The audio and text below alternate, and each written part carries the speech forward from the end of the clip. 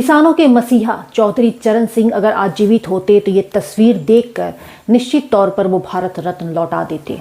वो इतने दुखी होते कि कभी जो एक आवाज़ हुआ करते थे किसानों की, और आज किसानों की ये दुर्दशा देखकर वो कितने दुखी होते, ये अपने आप में देखने, सोचने और समझने की बात है।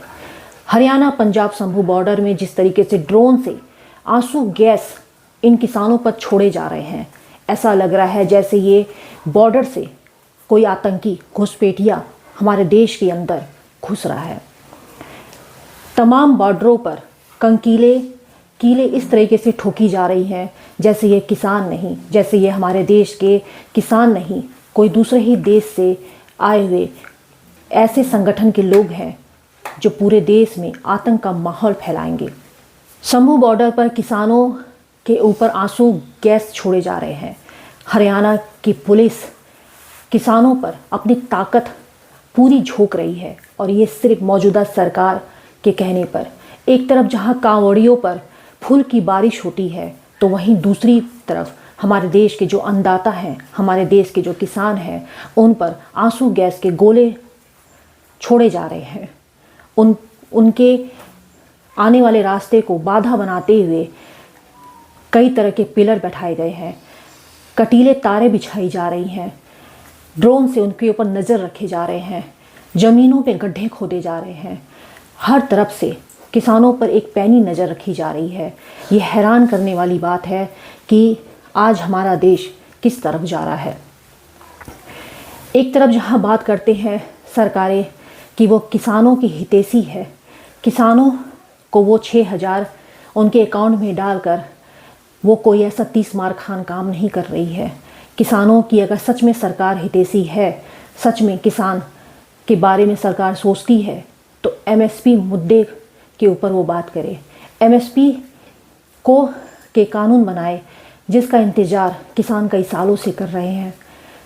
बीते दिनों भी देखा गया था कि किसान जिस तरीके से दिल्ली में वो आए थे और साल भर तक किसानों का आंदोलन जारी था, 750 से अधिक किसान इसमें शहीद हो गए थे।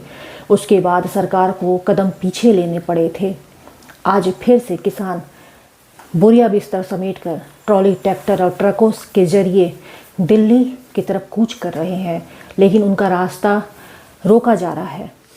अब तो सुप्रीम कोर्ट ने भी ये कहा है कि प्रोटेस्ट करना कहीं से भी गुनाह नहीं है। अगर किसान चाहे, अगर आम जनता, देश का कोई भी नागरिक अगर चाहता है अपनी आवाज़ को बुलंद करना, तो अपनी आवाज़ वो बुलंद कर सकता है। अपनी आवाज़ प्रोटेस्ट के ज़रिए वो सरकारों तक पहुंचा सकता है। जब ज़रूरत हो तभी इस तरीके की ताकत का इस्तेमाल करना चाहिए, लेकिन सरकारें उनके दिल्ली कूच करने के पहले से ही पूरी चाक चौबंद व्यवस्था करती है। दिल्ली पंजाब बॉर्डर ऐसे सीज किया जाता है जैसे मानो पाकिस्तान और चीन से कोई घुसपैठिया ने वार्निंग दी हो कि वो भारत में एंट्री कर रहा है। यहीं पर एक किसान ने तो इतनी बड़ी बात कह दी, वो यहाँ तक कह रहा है कि इस तरीके से बॉर्डर सीज किए जा रहे हैं जैसे हम उनके देश के हैं ही नहीं, जैसे पंजाब और हरियाणा हमारे देश का हिस्सा है ही नहीं, और अगर ऐसा ही है तो क्यों नहीं उनको भी खालिस्तान अलग कर दिया जाता है। एक ऐसी सोच आखिर देश के नागरिक के अंदर क्यों पनपने दी जा रही है।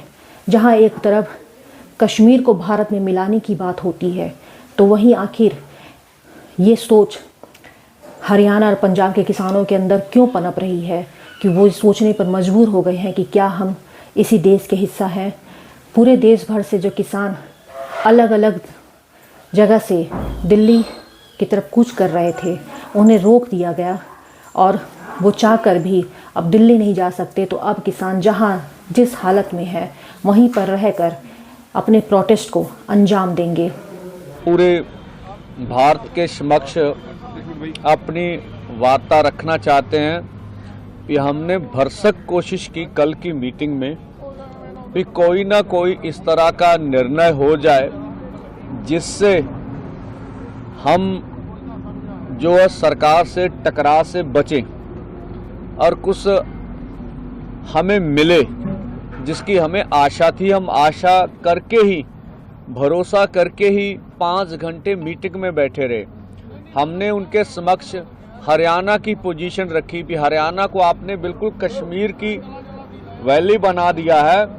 आप हरियाणा में हर गांव में पुलिस भेज रहे हैं, हरियाणा के हर गांव में वाटर कैनन भेजे हैं आपने, हरियाणा के हर गांव में पटवारी जा रहे हैं, हरियाणा के हर गांव के किसानों को रिश्तेदारों को तंग किया जा रहा, बोला जा रहा आपका बेटा MBBS कर रहा उसे करने नहीं देंगे, आपका बेटा डिग्री जिस तरह के उसको होने नहीं देंगे, आपका घर भाई नौकरी कर रहा उसे नौकरी से निकाल देंगे और आपके पासपोर्ट रद्द कर देंगे। तो इस तरह की मतलब अन्य तरह की प्रताड़ना अधिक से अधिक है, जिस तरह का भी हम कह लें अधिक से अधिक है।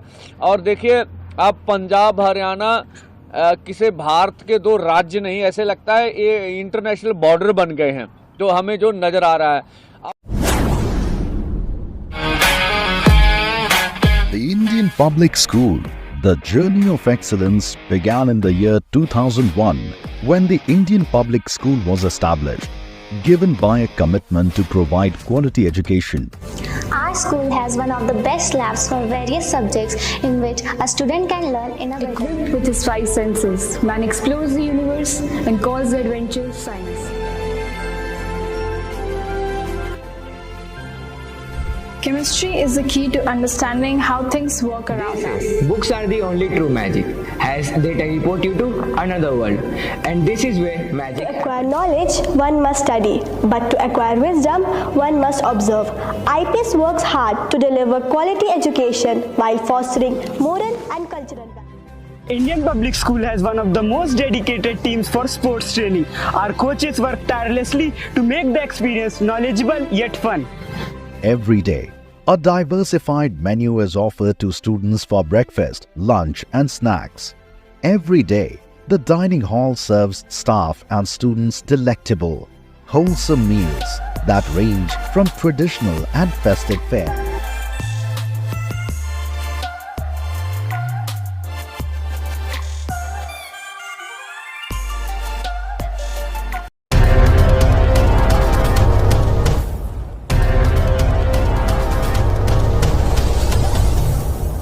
Good morning friends, my name is Nitin Singh. I am from KIPM College of Engineering and GIDA Gorakhpur. I want to tell you guys that now our college, KIPM College, is now NBA accredited in whole Purvanchal. आप सभी को मेरा सादर नमस्कार। मैं सौम्या राय KIPM college की छात्रा जो कि CSC ब्रांच में हूँ। आप सभी को मुझे बताते हुए बहुत ही गर्व महसूस हो रहा है कि हमारा कॉलेज KIPM टेक्निकल कैंपस जो कि अब NBA एक्रेडिटेड हो चुका है।